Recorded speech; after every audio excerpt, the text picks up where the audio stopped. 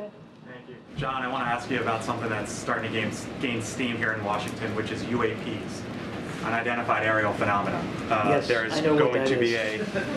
a House Oversight Committee hearing at the end of this month. Senator Schumer has put forth an amendment to the NDAA that is modeled after the JFK Assassination Records Collection Act. What level of transparency does the Biden administration believe that the American public deserves and should have as it relates to UAPs? Well, without speaking to proposed legislation, I won't do that.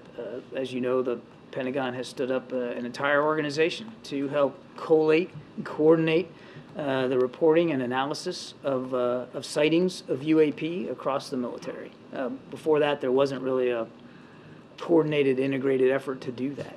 And of course, we will always want to be as transparent with members of Congress and with the American people as we can, considering national security concerns. This used to get laughed at for quite some time, for years and What decades. gets laughed at? The idea of Congress taking this up. I mean, Gerald Ford talked about this as a congressman back in 1966, and here we are, what is that, 60 years later, give or take.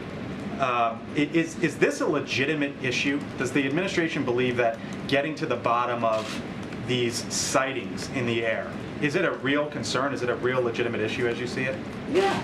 I mean, we wouldn't have stood up an organization at the Pentagon to analyze and try to collect and coordinate the way these sightings are reported if we didn't take it seriously. Of course we do.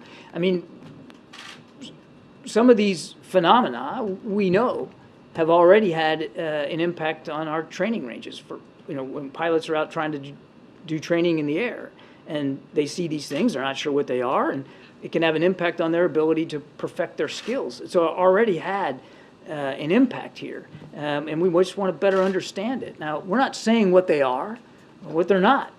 We're saying that there's something our pilots are seeing. We're saying it has had an effect on some of our training operations, and so we want to get to the bottom of it. We want to understand it better. So, yes. Do you believe these whistleblowers that have come forward? I'm not going to talk about individual Go ahead, whistleblowers. Anita. Go ahead.